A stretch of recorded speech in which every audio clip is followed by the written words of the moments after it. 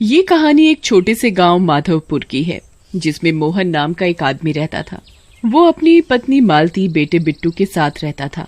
वो बेहद ही ईमानदार और मेहनती था। उसका एक दोस्त भी था, गिरधारी।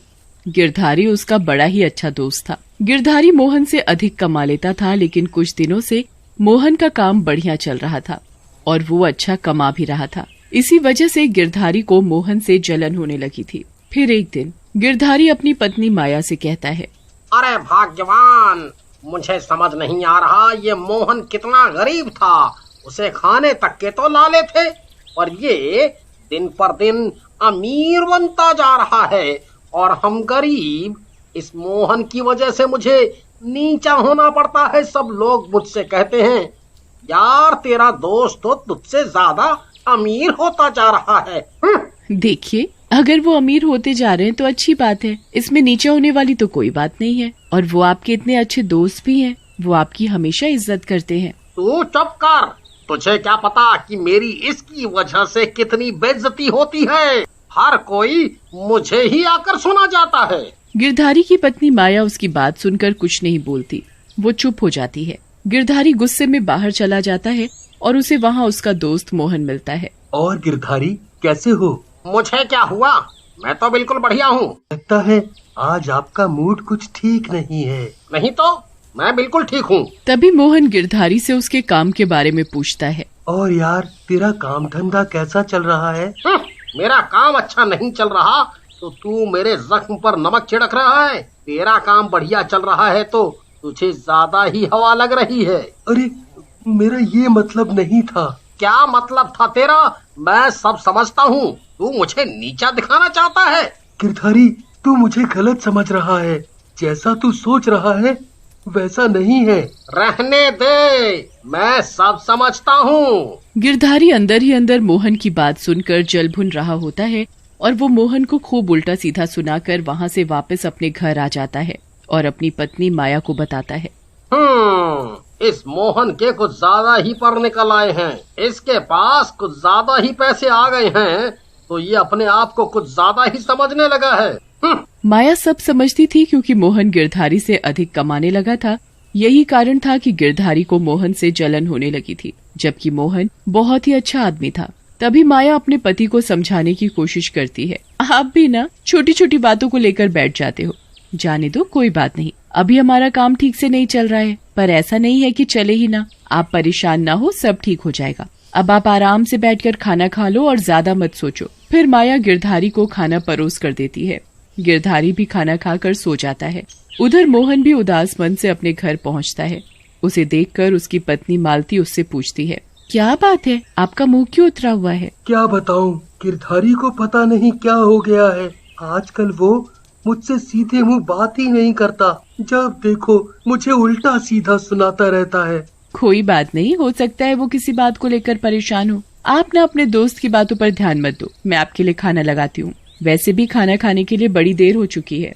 मालती मोहन और अपने लिए खाना लगाती है। फिर दोनों साथ साथ बैठकर खाना खाकर सोने चले जाते हैं। और अगली सुबह मोहन को अपने काम पर जाना था तो वो जल्दी जल्दी तैयार हो रहा था। तैयार होकर वो अपने काम पर निकल जाता है। तभी वो देखता है कि एक बिल्ली चूहे को मुंह में पकड़े हुई है। मोहन उसे देखकर, चल भाग यहाँ से।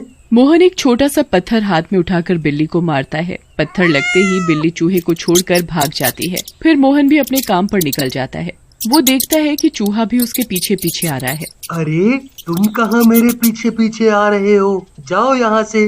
पर चूहा नहीं जाता। ये देखकर मोहन चूहे को उठा लेता है और अपने साथ ले जाता है। इसी तरह चूहा मोहन के साथ मोहन के घर में रहने लगता है। वो उनका बड़ा ही अच्छा दोस्त बन जाता है। ऐसे ही मोहन की जिंदगी बड़े आराम और प्यार से गुजर रही थी। पर एक दिन गिरधारी को मोहन से जलन होने की वजह से वो उसे मारने की तरकीब सोचने लगता है। इस मोहन को तो ठिकाने लगाना ही पड़ेगा, पर कैसे? हाँ, ये ठीक रहेगा। तभी गिरधारी के दिमाग में एक आइडिया आता है। और अगले दिन रात को जब मोहन काम करके लौट रहा था तभी उसे गिरधारी मिलता है।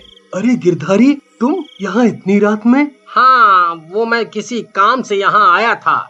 गिरधारी मोहन को अपनी बातों में उलझाकर उससे बातें करता रहता है। तभी वो मौका देखकर उसे मार डालता है और उसकी लाश को दूर जंगल में ले जाकर एक गड्ढे में गाड़ देता है और वहाँ से चुपचाप आकर अपने घर में आ जाता है। उसे देखकर उसकी पत्नी माया बोलती है, क्या बात है, आप इतने घबराए हुए क्यों लग रहे हैं? नहीं तो कुछ तो नहीं है, कुछ तो नहीं है। वो बिना खाना खाए चुपचाप सो जाता है। ये सब देखकर माया को कुछ अजीब सा लगता है। पता नहीं मुझे कुछ ठीक सा क्यों नहीं लग रहा है, ये भी कुछ घबराए हुए से लग रहे हैं। ऐसा तो कभी नहीं हुआ जो ये बिना खाना खाए सोए हो। उधर मोहन की पत्नी भी परेशान हो रही थी कि उसका पति मोहन अभी तक घर नहीं आया। ऐसे ही पूरी रात निकल जाती है और सुबह हो जाती है। और अगले दिन माया गिरधारी को बताती है, मोहन कल रात से गायब है, उसका कहीं पता नहीं चल रहा। तुम्हें कुछ पता है मोहन के बारे में? गिरधारी हड़बड़ा कर कहता है, मुझे कैसे पता होगा, वो तो मुझसे बात ही नहीं करता। और तुम मुझसे ये सब क्यों पूछ रही हो? मैं तो आपको बता रही थी और कुछ नहीं, पर आप मोहन की बात सुनकर घबरा क्यों गए? कल रात भी आप बहुत डरे और घबराए हुए लग रहे थे। तुम कहना क्या चाहती हो? कुछ नहीं, मैं तो बस ऐसे ही कह रही थी, मोहन आपका दोस्त है ना, बस इसलिए। तू ज्यादा दिमाग मत लगा और अपने काम से काम रख। माया मन में सोचने लगती है, मुझे ऐसा क्यों लग रहा है कि कुछ तो बात है जो ये मुझसे छुपा रहे हैं, पर क्या? इतने में रात हो जाती है। उधर मोहन मरने की वजह से एक भूत बन चुका होता है और वो अपने घर पहुंचता है। वो देखता है कि उसकी पत्नी मालती का रो रो कर बुरा हाल था। तभी उसे देखकर उसका पालतू चूहा उसके पास आता है। वो पालतू चूहे को दिखाई दे रहा था। तभी भूत अपने पालतू चूहे के अंदर घुस जाता है और आधी रात को वो घर से निकलकर एक बड़े चूहे का रूप ले लेता है, जो दिखने में बड़ा ही डरावना था। और वो सीधा गिरधारी के घर पहुंचता है। वो देखता है, इसने मुझे मारा, मैं इसे छोड़ूंगा नहीं। मुझे मार कर खुद चैन की नींद सो रहा है। तभी भूतिया चूहा गिरधारी के ऊपर चढ़कर बैठ जाता है, जिसकी वजह से गिरधारी की आंख खुल जाती है। अरे बचाओ, इतना बड़ा चूहा ये कहां से आ गया? भाग यहाँ से, भाग! गिरधारी भूतिया चूहे को भगाने की बड़ी कोशिश करता है, पर वो इतना बड़ा होता है कि उसे गिरधारी तो क्या कोई भी नहीं भगा सकता था। इतना बड़ा चूहा देखकर गिरधारी का तो दम ही निकल रहा था। वो अपनी पत्नी माया को आवाज लगाकर जगाता है, माया उठो माया उठो! क्या हुआ? इतना शोर क्यों मचा रहे हो? तुम्हें इतना बड़ा चूहा दिखाई नहीं दे रहा? कहाँ है चूहा? बड़ा चूहा वापस छोटा हो जाता है। तभी माया गिरधारी से कहती है, इस छोटे से चूहे से डर रहे हो? हैं? अभी ये बहुत बड़ा चूहा था। हाँ। तुम भी ना, तुमने कोई बुरा सपना देखा होगा जो ये छोटा सा चूहा बड़ा दिखाई दे रहा है। चुपचाप सो जाओ और मुझे भी सोने दो। ये कहकर माया सो जाती है, पर गिरधारी को तो नींद नहीं आ रही थी। चूहा फिर से बहुत बड़ा बन जाता है और गिरधारी को पकड़कर घसीटता हुआ ले जा रहा होता है। गिरधारी चिल्ला रहा होता है, मुझे छोड़ दे, कहाँ ले जा रहा है? अरे कहाँ ले जा रहा है? तभी वहाँ से जाते हुए बड़े चूहे को एक आदमी देख लेता है और डर कर छिप कर देखने लगता है। अरे बाप रे, इतना बड़ा चूहा ये कहाँ से आ गया? और ये गिरधारी को क्यों घसीट रहा है? बाप रे, इतना बड़ा चूहा! ये तो कोई भूतिया चूहा लगता है। ये सही कह रहे थे। अब मैं क्या करूं? इन्हें इस चूहे से कैसे बचाऊं? तभी माया दौड़कर गांव में रह रहे एक तांत्रिक को बुलाकर लाती है और उसे सारी बात बताती है। तुम चिंता मत करो, मैं अभी पता लगाता हूँ वो चूहा कौन है। तांत्रिक अपने कमंडल से गंगा जल को हाथ में लेकर मंत्र पढ़ता है और उसके मंत्र पढ़ते ही भूतिया बड़ा चूहा उसके सामने था।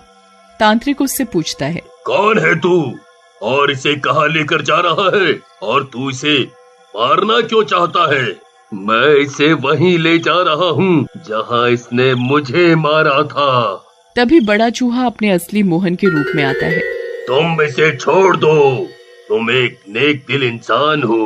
नहीं, मैं इसे नहीं छोड़ूंगा। मैंने इसका क्या बिगाड़ा था? मैं तो इसका अच्छा दोस्त था, हमेशा इसका भला ही सोचा था, पर इसने मेरे साथ क्या किया?